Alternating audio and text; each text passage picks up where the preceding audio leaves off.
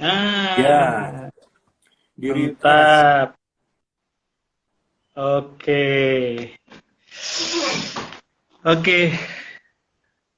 Ya, Selamat siang, Enrico. ya, Wah, Mas kenapa? Dian. Kenapa ya tadi ya? Itu biasanya memang karena glitch sih dulu karena apa banyak mungkin aplikasi yang terbuka jadi lebih lumayan kalau kita Hmm. merefresh saja gitu. Nggak apa-apa Kak Tri. Iya, Iya, ya. Baiklah. Oke, selamat siang, sahabat-sahabat Yamarsi semuanya. Kali ini kita ketemu lagi dalam Bintang RS, Bincang tentang Rumah Sakit bersama Yamarsi. Sudah hadir narasumber kita, Dr. Enrico Aditya Rinaldi, Mars MHMM. Selamat siang, Kak Mas Dian. Enrico. Masih yang Wah, Kak Tri. ya, Terima kasih. senang sekali nih bisa ketemu di IG Ya, Live. Kali ini kita akan ngobrol tentang membangun komunikasi di dalam organisasi perumasakitan pasca pandemi ini ya. Oke. ya. Oh ya, saya Tri Yuni Rahmanto. Nah, salam kenal semuanya untuk sahabat-sahabat Yamarsi. Salam peki ya, salam peki. Baik, wah kita sudah 12 menit berjalan nih, nggak apa-apa. Kak Enrico, Iya. Kak Enrico ini sebelumnya saya perkenalkan dulu untuk CV beliau. Jadi nama lengkap beliau adalah Enrico Aditya Rinaldi, kandidat doktor ilmu komunikasi, juga dosen bioetik di Fakultas Kedokteran Universitas Profesor Dr. Hamka Jakarta. Juga dosen tamu program pasarjaya di beberapa universitas di Jakarta juga. Latar belakang pendidikan beliau adalah bidang kedokteran yang mendukung lintasan karirnya saat ini. Saat ini di Yamarsi di pengurus pusat, bagian dana dan usaha. Tetapi kegiatan beliau banyak sekali. Anggota Dewan Ahli di LAV Kespri. Eh, LIPA Paskes ya, Kak Enrico ya. Iya betul. Paskes primer. Paskes primer. Kemudian untuk rumah sakit, beliau juga surveyor untuk LIPA LAM KPRS. Wah, Betul. mantap nih. Beliau juga berpengalaman menjadi anggota berbagai bidang badan organisasi di Indonesia. Baru-baru ini terpilih menjadi anggota Komite Etik Kedokteran ID 2022 sampai 2026. Juga sebagai anggota advokasi Komite Etik Kedokteran Indonesia PBID, Ketua Advokasi Komite Etik Kedokteran Wilayah ID Wilayah DKI, dan Ketua Terpilih Komite Etik Kedokteran Indonesia Cabang Jakarta Barat. Wow, mantap. Selain kiprahnya di bidang kedokteran dan etika, beliau juga aktif di bidang pemasaran dan manajemen. Beliau adalah anggota dari Indonesian Marketing Association atau IMA dan Asian Marketing Federation IMF. Wah, mantap sudah ini. Kak Enrico, Ya. tentang komunikasi di era pandemi ini. Iya. Komunikasi dalam organisasi perumasakitan. Silahkan pengantarnya Kak Enrico. Iya. Terima Mungkin bisa kasih Kak Tri. disampaikan. Iya. Ya, Terima kasih teman-teman yang hadir semua di sini. Salam pekik dari IAMRC. Semoga salam. membawa pencerahan buat kita semuanya hari ini. Ya, ini saya didapuk oleh Pak Ketua Yamarsi dan Pak Tri ini, Kak Tri. Jadi kita akan membicarakan mengenai satu topik tentang komunikasi, ya tentunya lebih spesifik lagi adalah di komunikasi organisasi. Ya, kita tahu ya bahwa saat ini kita bisa melihat kok saat ini apa yang terjadi di lingkungan kesehatan, terutama di bidang perumahsakitan, gegap gempitanya mengenai masalah-masalah apa saja yang terjadi di dalam rumah sakit pasca pandemi. Tapi kita juga perlu harus melihat kenapa itu semua bisa terjadi. Jadi dari fenomena yang terjadi ini kita bisa melihat bahwa sebagai seorang surveyor saja ya, Kak Tri, kita bisa melihat bahwa komunikasi itu menduduki salah satu topik yang perlu pembahasan khusus sendiri, adalah komunikasi efektif. Komunikasi itu bukan hanya melihat bisa bicara saja, akan tetapi kita juga melihat keilmuannya. Kalau saya lebih mengarah ke keilmuannya. Jadi kalau kita melihat dalam organisasi rumah sakit atau Ikatan Dokter Indonesia atau apapun lah, itu juga tentu membutuhkan komunikasi yang baik.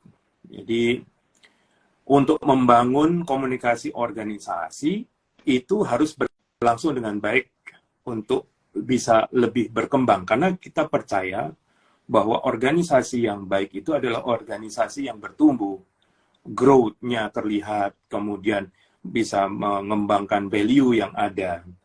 Jadi untuk bisa mencapai itu, salah satu faktor yang penting adalah komunikasi itu. Jadi penting jalin komunikasi dengan baik untuk mewujudkan organisasi yang mampu membentuk para anggota-anggotanya. Karena di dalam organisasi itu ada anggota-anggotanya, ada manusia-manusia yang berkumpul sehingga dia mampu berinteraksi yang baik satu sama lain. Itu kita paham. Kita bisa tahu bahwa komunikasi organisasi itu juga penting untuk memperhatikan gimana supaya komunikasi itu lancar. Komunikasi itu baik yang terjalin dengan keseragaman atau persamaan pendapat di antara pelaku komunikasi sehingga tidak terjadi perselisihan karena beda pendapat. Nah ini yang sering nih Kak Tri, urusan beda pendapat dari mulai beda pendapat yang kecil nih Kak Tri dan rekan-rekan semuanya. Kalau ini dibiarkan saja, tidak ada penyelesaian, ini tidak jelas, maka bisa menjadi suatu permasalahan yang cukup mengganggu nantinya. Selalu kan kita lihat bahwa masalah kecil ini harus segera diselesaikan. Nah, Kak Tri kan kita lihat di Yamarsi ini setiap kali kita ada dinamika dan lain cepat selesai. Nah, itu loh. Cepat diselesaikan, maksudnya tidak berlanjut lama. Dan yang kalau kita tahu ya bahwa apa yang disebut komunikasi itu semuanya udah pada tahu mungkin di sini. Komunikasi itu ada komunikatornya, ada medianya, ada komunikannya lah, secara garis besarnya seperti itu. Tetapi ini yang penting, komunikatornya itu harus kompeten. Kalau di rumah sakit ya, komunikatornya ini siapa komunikatornya ini? Dia kompeten nggak ngomong gitu loh. Kalau dia seperti misalnya saya seorang dokter, teman saya juga seorang dokter, berbicara mengenai masalah penyakit mata misalnya. Tapi teman saya ini spesialis mata, saya dokter umum gitu, yang lama ngurusi manajemen. Saya bicara tentang penyakit mata itu sudah tidak kompeten sebenarnya saya di sana. Lebih kompeten adalah orang yang bisa berbicara sesuai dengan keahliannya itu. Jadi ini yang menyebabkan awalnya ini adalah timbulnya nanti, kalau sampai berat nanti namanya diskomunikasi. Ini banyak kasus yang terjadi di pelaporan ke MKEK misalnya. Urusan saya itu nggak diperhatikan dengan baik oleh dokternya. Atau sejawat saya ngomongnya nggak enak. Padahal maksudnya nggak begitu. Tetapi karena yang bicaranya itu medianya ya salah, terus kemudian komunikatornya juga nggak kompeten ngomong. Jadi timbul kegaduhan sebenarnya di situ. Gaduhan kecil lama-lama jadi gaduh besar. Nah, ini di dalam organisasi yang komunikasi organisasi, di dalam organisasi itu kan ada unit-unitnya, ada manusianya. Munculnya dari situ, Kak. Jadi ya jadi ini penting banget di dalam organisasi itu adalah bagaimana memanage manusia-manusianya ini, penyampaian suatu pesannya itu jelas, yang menyampaikannya kompeten. Misalnya saya tidak punya pendidikan seorang dokter, terus saya ngomong tentang, oh dokter mesti begini-begini. Wah, nggak ngena itu menurut saya. Kalau itu masih harus jelas itu. Prinsipnya Dr. Enrico ya, butuh apa? Ternyata butuh kompetensi untuk melakukan komunikasi gitu ya. Nah, komunikasi Kak Enrico, gitu. Ya, betul. Kalau tadi disampaikan Kak Enrico adalah komunikasi sesama PPA barangkali ya. Contoh kasusnya. Ya. Nah, kalau kita cermati akhir-akhir ini banyak komplain rumah sakit, tentu oleh pelanggan itu ya, pasien atau keluarganya, yang sebenarnya saya juga melihat muaranya pada komunikasi. Nah, seperti apa menurut Kak Enrico ini? Apa yang harus komunikasi seperti apa yang harus kita berikan kepada pasien dan keluarga pasien itu, pelanggan, untuk di samping tadi antar sesama PPA gitu ya. Nah, sebenarnya oke, lanjut. Seperti apa pentingnya komunikasi dengan pasien ini? Kalau kita melihat sebenarnya berkomunikasi dengan pasien itu, nah ini sekali lagi yang bicara dengan pasien adalah dokter yang kompeten di situ. Jadi nggak bisa kita menyerahkan masalah-masalah berkomunikasi dengan pasien ini, sudahlah kamu saja, atau ambillah orang yang tidak kompeten. Misalnya, yang paling parah ya, misalnya minta tolong kepada orang yang tidak memegang pasien tersebut atau tidak mengerti itu. Lebih parah lagi adalah orang yang nggak pernah tahu mendapatkan pendidikan kedokteran atau tenaga kesehatan. Tolong beritahukan pada keluarganya bahwa ini semuanya akan baik. Ngomong baik-baiknya saja dengan dokter dan baik-baiknya saja dengan orang yang tidak kompeten, ini kan bermasalah. Ini kan masalah yang yang klasik itu sebenarnya kalau kita lihat dari kita memberikan suatu inform consent misalnya. Jangan dipikir kita hanya inform consent itu hanya selembar kertas form gitu loh. Inform consent itu adalah suatu perwujudan, suatu komunikasi terapeutik transaksional yang terjadi saat itu. Lah, pasien itu pasrah bongkoan loh kepada kita. Pasrah sekali, percaya sekali dengan dokternya. Pasrah sekali itu mengharapkan suatu kesembuhan. Nah, gimana caranya supaya dokter itu bisa mengkomunikasikan, tidak menjanjikan bahwa pokoknya saya obatin berhasil, enggak, tapi kita kan selalu berupaya. Nah, upaya itu harus bisa dikomunikasikan. Bentuknya jadi form itu loh. Nah, ini loh, formnya ini. Nah, itu caranya seperti itu sebenarnya. Oke. Itu. Oke. Jadi penting orang yang kompeten terhadap pasien, dalam hal ini PPGA atau DPJP gitu ya, yang kemudian menyampaikan apa-apa yang kemudian dialami oleh pasien, dan dengan kompetensinya tentu saja disampaikan sejelas-jelasnya ke pasien. Betul. Ini saya sepakat bisa jadi mengurangi komplain-komplain yang selama ini terjadi sampai kemudian pada peristiwa-peristiwa masuk ke media sosial gitu ya. Rumah sakit dianggap tidak kompeten, padahal sebenarnya karena miss. Iya. Iya toh, Dr. Enrico. Betul. Karena miss. Iya, masalah komunikasi itu sudah. Ya, yang penting gini, kalau kita menyampaikan suatu,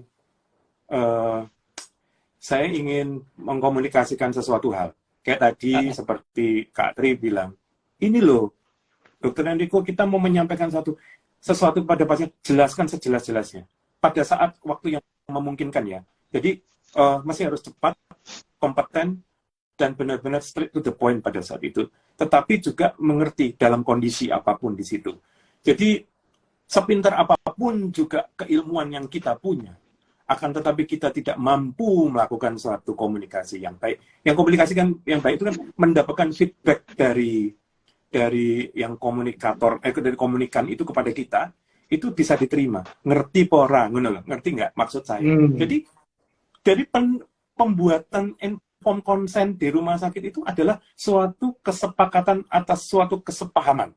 Jadi saya paham, lalu kita bersepakat untuk itu sebenarnya. Nah ini untuk meminimalisir suatu tuntutan, baik kepada nakesnya maupun kepada pasiennya. Sebenarnya itu harus diberitahukan kepada pasien itu. Ini loh, saya bikin seperti ini untuk keselamatan kita. Saya melindungi Anda melindungi saya. Nah, supaya tidak terjadi miskomunikasi. Lebih parah lagi terjadi diskomunikasi tadi. Untuk masuklah ke media sosial. Sekali kita klik media sosial, send itu, maka itu sudah tidak bisa lagi untuk kita tarik. Nah, ini yang harus kita hindarkan, gitu. Menguras energi. Kerusakannya. Iya, betul. Iya, jadi inform consent. Jadi mestinya inform dulu, inform tuntas dulu, pemberian informasi dengan komunikasi, lalu consent, kesepakatan. Ya, betul. Oke, sepakat. Sahabat Yamarsi, silahkan kalau ada pertanyaan. Ini mumpung ada pakar kita di bidang komunikasi, Kak Enrico. Ya. Sampai dengan saat ini ada 15 viewer yang bergabung dengan kita, Kak Enrico. Iya, ada teman-teman. Ada Salim dari Dr. Ferry, mentor komunikasi saya nih. Wah. Iya, Dr. Ferry. Silakan kalau ada pertanyaan, sahabat Yamarsi, dituliskan di chat, nanti akan ditanggapi oleh Kak Enrico. Nah, Kak Enrico, tadi pengertian komunikasi dalam organisasi, terutama di rumah sakit. Nah, siapa yang harus terlibat dalam komunikasi organisasi rumah sakit nih? Nah, ini terima kasih. Ini pertanyaan yang banyak sekali muncul. Siapa sih yang terlibat di dalam komunikasi organisasi, terutama yang kita lihat komunikasi organisasi rumah sakit? Ini kan melibatkan manusianya. Manusianya itu siapa saja? Manusianya itu ya dokternya, ya tenaga kesehatannya, ya perawatnya juga. Nah, kita bisa melihat kan garda-garda terdepan ini itu sangat-sangat vital perannya. Jadi, kalau komunikasi itu yang melibatkan manusia sebagai subjek, itu dia bisa menerima, kemudian dia bisa menafsirkan, dan kemudian dia bertindak atas informasi. Nah, komunikasi itu juga disebut sebagai pengirim, penerima, dan lain-lain tadi. Formal maupun informal. Jadi gini, Kak. Ini kita bisa, saya juga mungkin akan berbagi dengan teman-teman semua yang ada di sini. Jadi suatu organisasi itu jadi yang semakin besar, semakin kompleks, mengakibatkan semakin kompleks pula untuk cara berkomunikasi yang ada di dalamnya. Organisasi yang rumah sakitnya cuman isinya 70 pegawai misalnya, dibandingkan dengan 700, itu pasti berbeda. Nah, ini juga harus benar-benar termonitor dengan baik. Terjadi bisa ada monitor dan evaluasi nantinya. Jadi komunikasi organisasi itu seperti pertunjukan dan penafsiran pesan di antara unit-unit masing-masing unit. Misalnya unit di farmasi, unit di IGD atau yang lain-lain, itu komunikasinya harus harus jelas dari atas, memberikan suatu kita melihat ada satu pesan yang harus nyampe. Oh, harus dilakukan satu ini. Itu harus jelas nyampe ke bawah itu. Dan itu juga diharapkan ada feedback-nya. Kebayang ya, Kak Tri? Kalau ngurusi 1.000 orang, kalau kita nggak bisa memanage dengan baik ini harus benar ini. Nggak bisa kita mengharapkan, kita ambillah PR rumah sakit atau humas rumah sakit untuk bicara nanti. Tidak bisa. Itu nanti gitu. Tetapi prosesnya ini kita jagani dulu gitu. Apalagi nanti ada tuntutan. Tuntutan itu terjadi apa sih? Konflik itu apa sih? Nah itu. Jadi yang terlibat itu adalah manusia-manusianya. Walaupun diatur oleh suatu sistem gitu loh. Nah itu biasanya kayak gitulah yang kita lihat. Jadi ini bersifat formal, kata informal, terus kesepakatannya berlangsung. Apalagi melihat kompleksitas komunikasi di rumah sakit gitu ya. Iya. Bagaimana kemudian ada antar PPA yang bisa jadi kemudian dengan alat bantu, handphone misalnya, iPhone antar ruangan gitu kan, yang tidak ada ekspresi, hanya suara. Betul. Kemudian komunikasi dengan tulisan ketika terjadi handover, proses transfer gitu ya. Yang saya sepakat kemudian harus dipahami betul sebagai sebuah hal yang penting gitu ya dalam organisasi rumah sakit. Bagaimana ini agar persepsinya itu sama sehingga tidak terjadi miskomunikasi tadi. Iya. Betul. Nah, tentu saja kemudian tadi Kak Enrico sampaikan ini harusnya PPA nih, profesional pemberi asuhan yang penting, bagaimana kemudian memahami pentingnya komunikasi gitu ya. Iya. Bukan dalam artian yang non PPA tidak penting gitu, tetapi dengan kompleksitas tadi yang disampaikan Kak Enrico, rupanya semua aktivitas hospitalia gitu ya. Iya. Hampir semua aktivitas hospitalia, baik yang yang fungsional maupun yang di manajemen itu harus sama-sama mengerti pentingnya organisasi, pentingnya komunikasi agar tidak terjadi miss. Iya. Wah, ini menarik nih, menarik. Nah, terus apa contoh-contoh gitu ya? Apa contoh-contoh yang real yang kemudian tadi menekankan pentingnya komunikasi dalam organisasi, Kak Enrico? Iya, sebenarnya kalau kita melihat ya contoh yang komunikasi yang terjadi di organisasi ini gini. Terima kasih. Ini pertanyaan yang sering kita dengar, tapi sering kita abai. Ini penting adalah komunikasi. Kalau kita lihat komunikasi antar stafnya seperti apa. Jadi antar staf ini seperti bagaimana? Saya melihat waktu saya menjabat sebagai salah satu pimpinan di rumah sakit, itu komunikasi antar staf itu merupakan contoh komunikasi yang horizontal dalam organisasi. Jadi membahas masalah seputar pekerjaan, kemudian solusi penyelesaiannya itu seperti apa. Jadi komunikasi antar staf ini sangat penting. Bagaimana kita melihat kan biasanya pagi ada morning report, kemudian ada evaluasi, itu seperti apa, itu di antar staf, antar PPA yang di situ itu masih harus jelas. Kadang kita melihat bahwa komunikasi itu adalah ya cuman biasa saja, ternyata enggak juga. Ini sumber permasalahan di awalnya itu dari situ. Nah, kemudian kita melihat komunikasi antar manajer itu seperti apa. Ini contoh-contoh yang terjadi di organisasi rumah sakit ya. Biasanya komunikasi ini isinya penting, Kak Tri. Jadi pada saat Kak Tri menyusun strategi perencanaan kerja yang tujuan organisasi atau perubahan tersebut berjalan dengan lancar dan mencapai tujuan bersama, ini komunikasi antar manajer. Saya melihat komunikasi antar manajer, kepala ruangan, dan lain-lain ini juga mesti harus jelas. Bagaimana dia bisa melihat komunikasi antar stafnya itu seperti apa? Beres atau tidak? Mana yang kurang? Pada saat dia bisa menyelesaikan itu, maka dia bisa berkomunikasi antar manajer satu dengan yang lain. Kemudian, yang kalau kita lebih meningkat lagi, itu komunikasi antar kepala departemen. Nah, ini dia.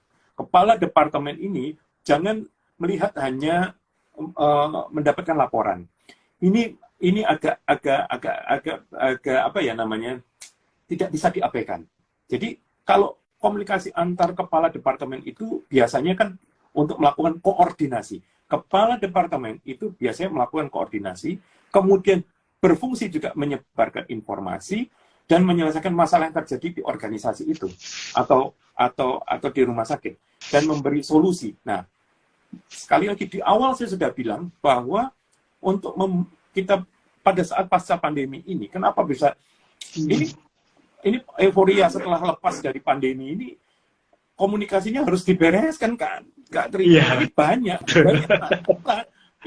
ini semuanya sudah berubah. Perubahannya itu dalam waktu yang cepat, yang tertahan sekian lama, dan ini bisa bersifat formal dan non formal gitu loh.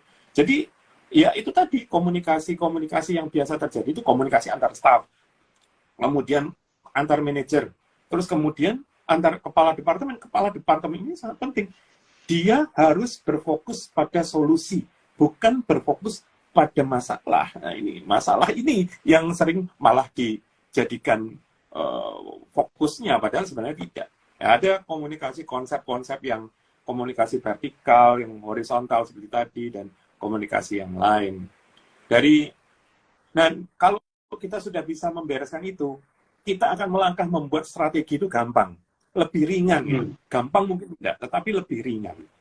Gitu. Jadi membuat proses komunikasi efektifnya antar PPA tadi itu sudah lancar, itu bisa enak. Bagaimana seorang DPJP melakukan suatu analisa, membuat suatu pengobatan dan lain-lain, itu bisa diterima maksudnya gitu. Itu yang jelas. Jadi kalau saya tipsnya dulu itu gini, saya mengenali gini Kak Tri, saya mengenali karakteristik komunikasi yang saya akan ngomong itu, saya kenali dulu karakteristiknya gimana. Karena di dalam suatu organisasi itu kan manusianya itu kan berbeda-beda kulturnya.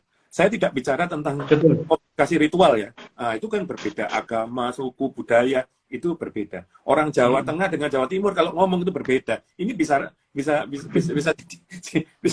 jadi masalah. Misalnya saya orang Jawa Timur ngomong sama orang Jawa Tengah seperti jenengan, ngomongnya rada gimana gitu. Padahal dari saya tidak ada masalah.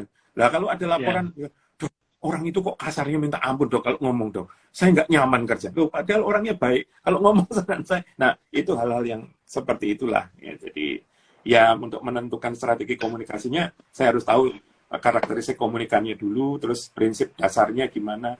Terus saya mencoba komunikasi dengan baik. Saya harus, kalau ada suatu permasalahan, saya harus imparsial, tidak memihak. Seperti itu. Terus akhirnya ya, kita harus melakukan suatu pengawasan dan evaluasi sih sebenarnya. Jadi kalau itu beres semua ya tidak ada hambatan menurut saya, seperti itu. Oke. Gitu ya. Menarik ya.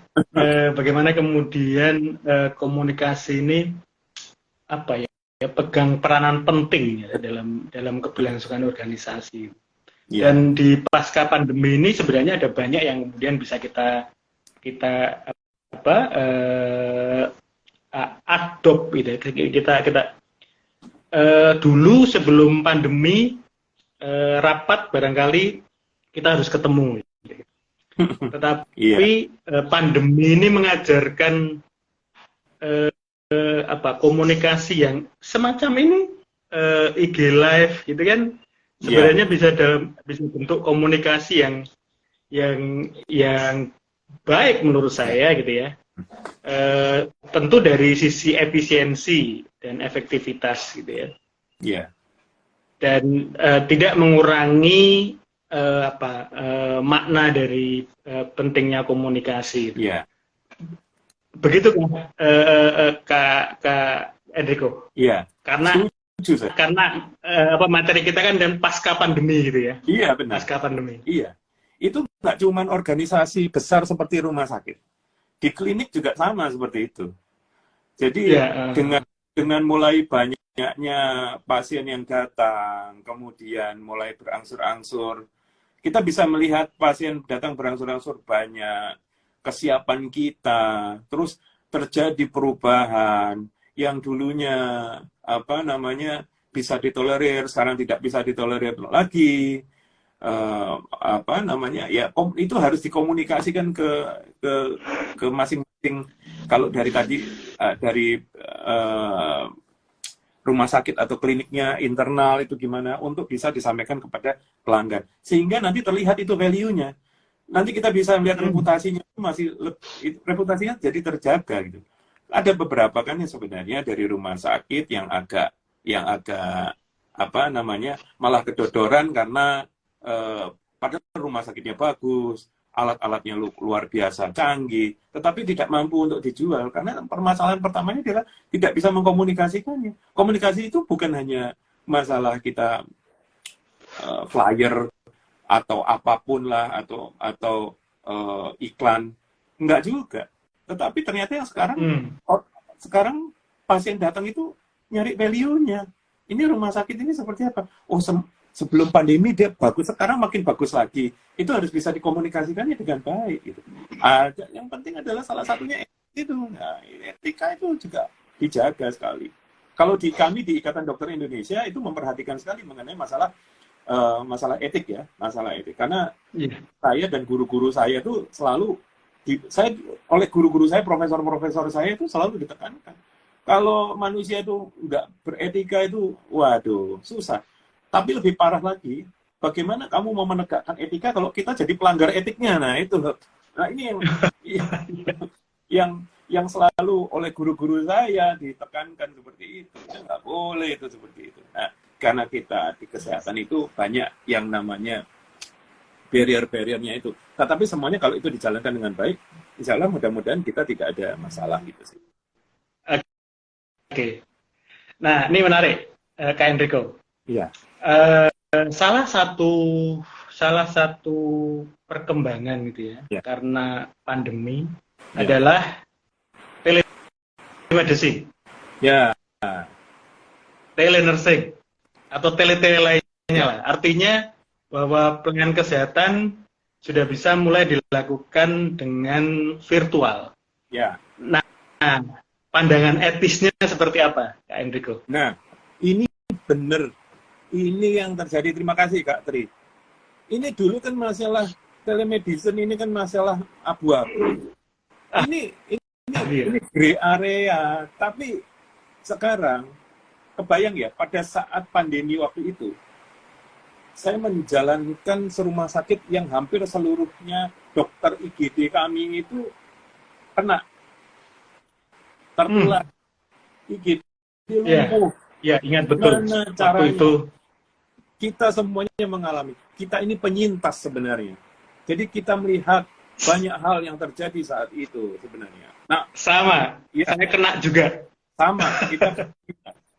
Ya, jadi bagaimana pada saat melakukan suatu kegiatan komunikasi itu semua kita tidak tahu.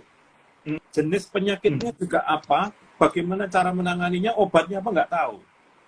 Nah, sekarang dokter-dokter, waktu itu dokter-dokter kami, yang dokter-dokter senior, dan pasiennya banyak, takut semuanya. Dokternya takut, pasiennya takut, rumah sakitnya juga takut. Nggak ada lah di sini yang merasa saya tidak ada masalah, nggak ada. Bahkan rumah sakit yang dijadikan sentral itu juga mereka takut. Karena saya tahu. Nah, bagaimana dengan telemedicine? Telemedicine itu adalah suatu emergency exit yang dilakukan untuk tetap memberikan suatu layanan.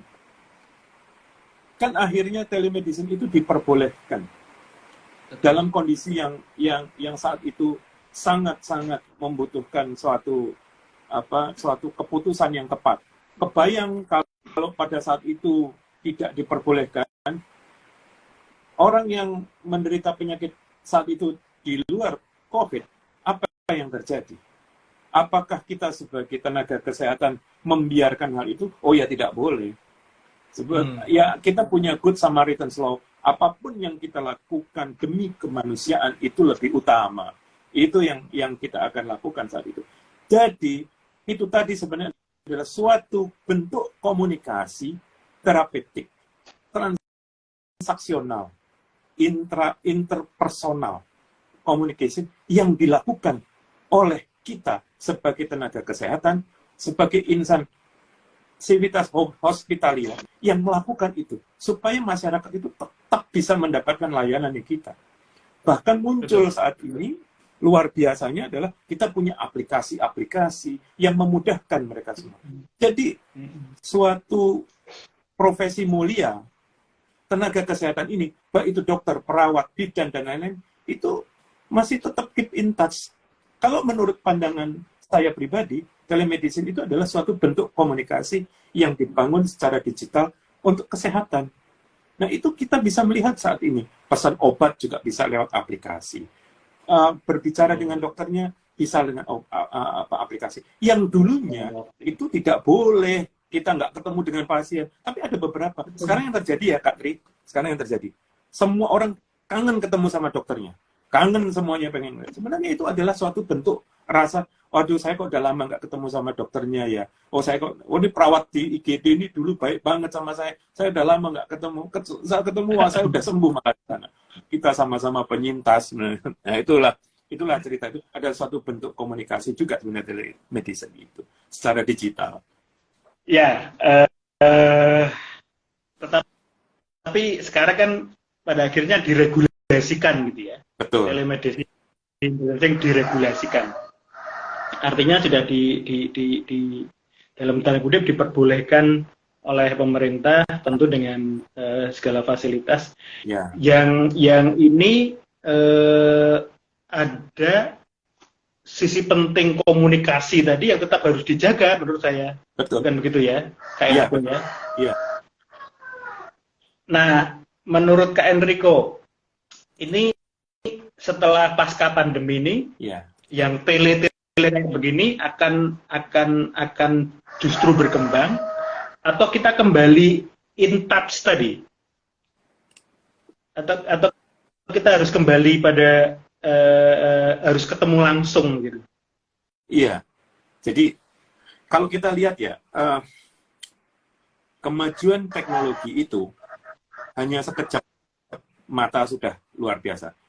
Saya melihat kali ini oke lah, sekarang telemedicine kayak Permenkes yang nomor 20 tahun 2019 tentang pelayanan kesehatan seperti itu kan, pemberian jarak jauh dengan menggunakan teknologi informasi, pengobatan dan lain-lain. Kita lihat juga kemudian pemberian obat-obat itu sudah diatur. Kalau saya bilang kita akan mundur lagi kalau kita tidak mengikuti suatu perkembangan zaman, tetapi kita harus tetap berkomunikasi yang baik dengan pemangku kebijakan. Karena kita nggak bisa mau seenaknya sendiri. Jadi merasa bahwa karena ini kalau nggak ikut aturan, maka kita akan ketinggalan zaman. Bahkan sekarang begini, waktu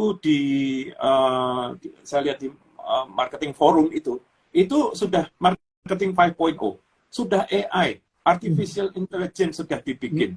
Tetapi marketing 5.0 itu yang dilihat adalah tetap mengutamakan human touch. Artificial intelligence with human touch. Nah, artificial intelligence with human touch ini penting. Peran di kesehatan tetap harus ada human touch-nya. Apapun yang terjadi.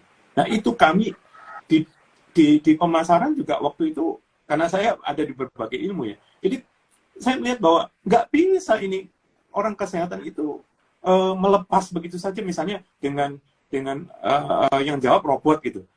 Nanti ditanya, itu nggak bisa seperti itu, tetap. Because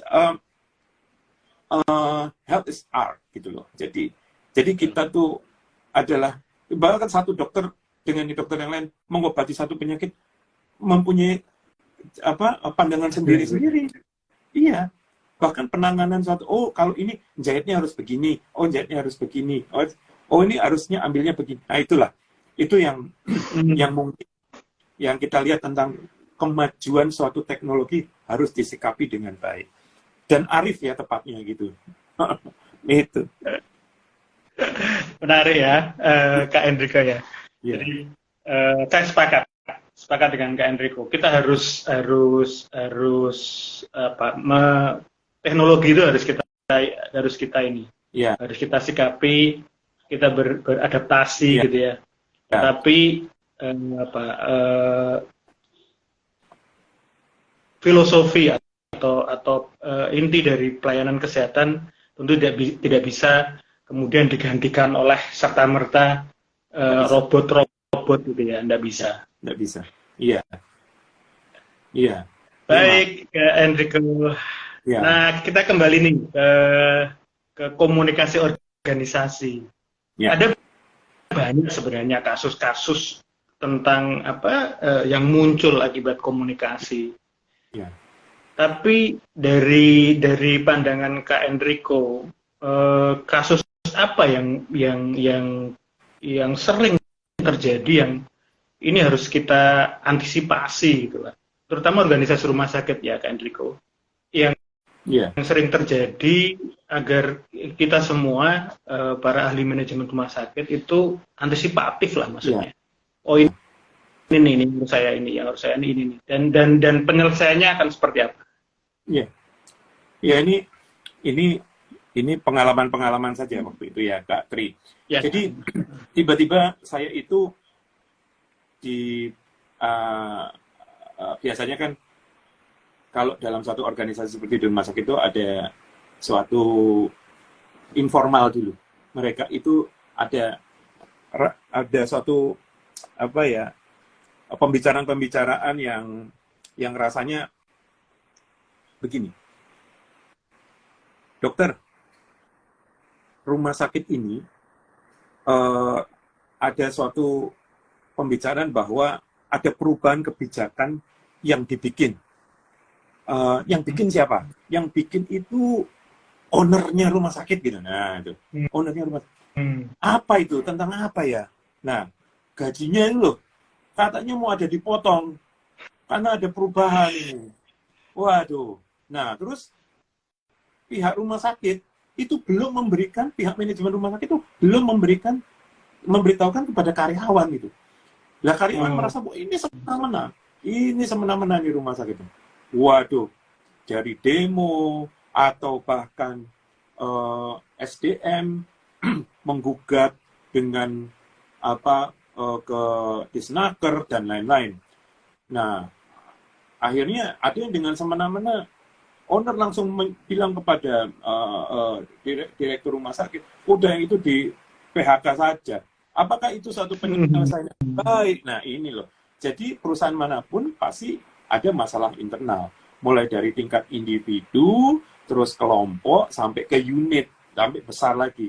Mulai derajat dari lingkung permasalahan yang kecil sampai yang besar. Relatif kecil nih, mulai relatif kecil. Ada yang pro dan kontra, adu mulut misalnya. Pribadi di karyawan, saya setuju, saya enggak, saya masih keluarga dari sini atau apa, nah ini ada sampai ribut antar manajemen. Nah itu tadi yang tadi sudah dijelaskan di atas itu kan ada antar staff, antar departemen, sampai ke antar kepala departemen gitu. Nah ini, jadi permasalahan yang besar itu secara kasat mata ya kita bisa ikut, tapi mereka menulis di media sosial atau bahkan mengajak ke pengadilan, pokoknya nggak ada. Nah itu permasalahannya adalah tidak ada komunikasi sebenarnya di sana. Atau komunikasinya keliru. Atau yang, jadi saya pernah tanya, loh kamu sudah menjelaskan belum? Saya sudah menjelaskan. Oh berarti saya salah. Yang menjelaskan ini nggak kompeten. Yang menjelaskan ini tidak mengerti bagaimana masalah SDM. Harusnya yang ngomong ini adalah orang yang mengerti mengenai masalah SDM. Kenapa begini, kenapa begini. Nah, setelah diberitahukan, baru Bu. Nah, ini perlu waktu yang cukup singkat. Harus singkat. Jadi nggak bisa waktunya terlalu lama gitu loh. Jadi, kita melihat bahwa kalau kita lihat bahwa komunikasi di lingkungan kerja antar individu itu permasalahan yang biasanya masalah komunikasi yang kurang baik. Itu tadi, sebenarnya itu. Jadi, nggak ada sebenarnya masalah-masalah lebih besar dari rumah sakit, nggak ada. Yang lebih besar dari masalah komunikasi. Hanya itu percikan dari kecil, tidak diselesaikan dengan cepat, maka dia akan membesar. Betul. Apalagi itu menyangkut masalah gaji, masalah kontrak, nah, masalah statusnya, seperti situ saja. Nah, ini perlu harus diberikan ada aturan yang jelas sebelum dia masuk, gitu loh. Jadi, ini tips saya ya, penyelesaian kasusnya itu dulu adalah bentuk sistem informasi yang struktur dan orangnya kompeten. Kemudian komunikasi dua arah, jadi antara atasan dan bawahan. Kemudian beli pelatihan di dalam komunikasi. Kalau saya lihatnya, kalau kita sudah bisa melakukan itu tuh bisa gitu. Itu bisa. Jadi setiap individu itu bisa. Jadi kita bicara masalah komunikasi, itu bukan bicara tentang masalah gaya berkomunikasi, tetapi ada ilmunya sebenarnya di situ. Kita mau pakai komunikasi apa? Di dalam suatu lingkup organisasi, bicaralah tentang komunikasi organisasi. Nah, itu loh. Kalau saya dengan dokter, dengan pasien, itu saya bicaranya lain. Saya dengan pemuka agama, dan saya bicaranya lain. Ya, itu loh. Itu sebenarnya di sana. Mengasihkan sebenarnya. Oke. Iya. Ya. Menarik, Dr. Enrico. Ya. Menarik ini, Kak. Tapi tadi satu yang saya pegang, kompeten ya. Kompeten. Ya. Nah, untuk kompeten perlu pelatihan gitu ya. Ya, betul. Dan pemahaman siapa yang diajak berkomunikasi, komunikasinya, materinya tentang apa, itu pada akhirnya tadi memang harus kompeten gitu ya. Siapa yang melakukan komunikasi ini. Kak Enrico, ini tadi saya lihat viewer kita sampai 23 gitu ya saat ini, tapi belum ada pertanyaan. Ya. Ini dari Jawa Barat ada yang bergabung, Diki ya dari PB Jawa Barat. Ya. Yang lain-lain selamat bergabung. Kalau ada pertanyaan silahkan dituliskan di chat kita. Baik, Kak Enrico, sudah hampir 1 jam ternyata kita ngobrol tentang komunikasi. Sekali lagi menarik sekali ya. Dan siapapun yang bergabung, kami dari IAMRC adalah perkumpulan para ahli manajemen dan administrasi rumah sakit yang memiliki gelar magister. Jadi perkumpulan kami magister, artinya S2 dari latar belakang strata 1, S1 apapun, magister bidang manajemen rumah sakit dan administrasi rumah sakit. Itu yang bisa bergabung dengan kami, dengan Kak Enrico dan saya. Kemudian harus merupakan lulusan S2 manajemen dan administrasi rumah sakit dari seluruh universitas di seluruh Indonesia. Karena kita akan banyak berdiskusi, termasuk acara saat ini, Kak Enrico. Iya. Nah, ini ada dari Rumah Sakit Queen Latifah, jajaran manajemen dan kepala unit mengikuti live ini bersama. Wah, terima kasih Rumah Sakit Queen Latifah. Salam peki dari saya dan Kak Enrico. Jadi sahabat IAMRC yang lulusan S2 manajemen administrasi rumah sakit, baik lulusan dalam negeri maupun luar negeri, biasanya kemudian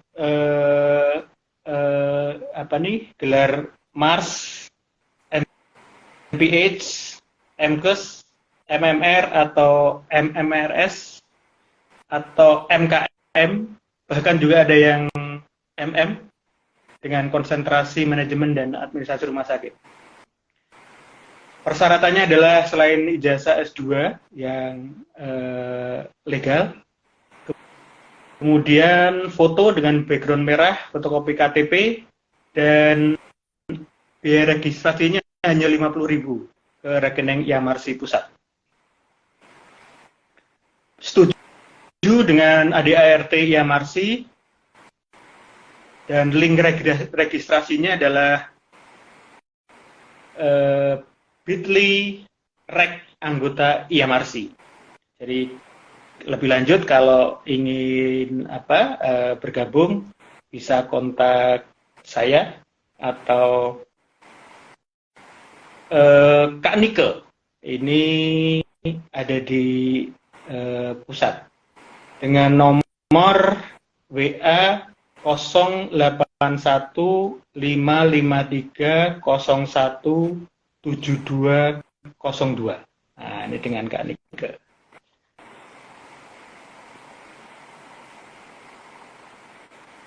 Dari Kak Nungki, salam peki, profesionalisme, etika dan hukum, keteladanan, integritas dan kekeluargaan. Mantap. Kak Enrico, Ya, closing statement di siang hari inilah, ya. Silakan. iya. Jadi sekali lagi, mungkin saya bisa berkata seperti ini. Dari pengalaman-pengalaman semua bahwa dalam komunikasi itu yang dipentingkan adalah mengerti apa yang dibicarakan dan kompeten dalam penyampaiannya, orang yang menyampaikan, dan yang jelas bahwa kita mendapatkan suatu umpan balik yang tepat yang kita harapkan dari komunikan tersebut. Seorang komunikator yang baik adalah mampu menyampaikan lewat media yang tepat dan diterima juga dengan baik. Dan yang jelas bahwa seorang komunikator yang baik itu dia kompeten. Itu saja yang dari saya. Ya, kunci dari itu semuanya sebenarnya di situ. Oke, terima kasih Kak Enrico. Ada Dr. CD, pengajar juga di dari Muhammadiyah UHAMKA juga. Selamat bergabung juga. Beliau ini spesialis jantung dan pembuluh darah. Ini terima kasih sudah bergabung dengan kami. Ada Mbak Mita juga, ada teman-teman semua dari S3, dari beberapa, ini juga dari Kak Diki, dari PW Jabar juga udah hadir juga tadi. Terima kasih. Wah, ini ternyata banyak penggemarnya Kak Enrico nih. Ya, dari teman-teman semua.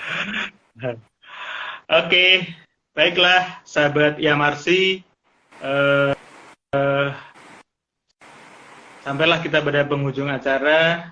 Sebenarnya masih banyak yang ingin kita bicarakan. Saya yakin Kak Enrico banyak yang bisa kita explore dari materi siang hari ini. Tetapi tentu waktu yang kemudian harus kita bagi-bagi untuk yang lain. Terima kasih sekali Kak Enrico atas paparan dan pencerahan tentang komunikasi organisasi di rumah sakit pada siang hari ini. Kita akan ketemu di bintang rumah sakit di acara selanjutnya. Kita akhiri. Salam peki. Salam peki. Ya, Assalamualaikum warahmatullahi wabarakatuh. Salam.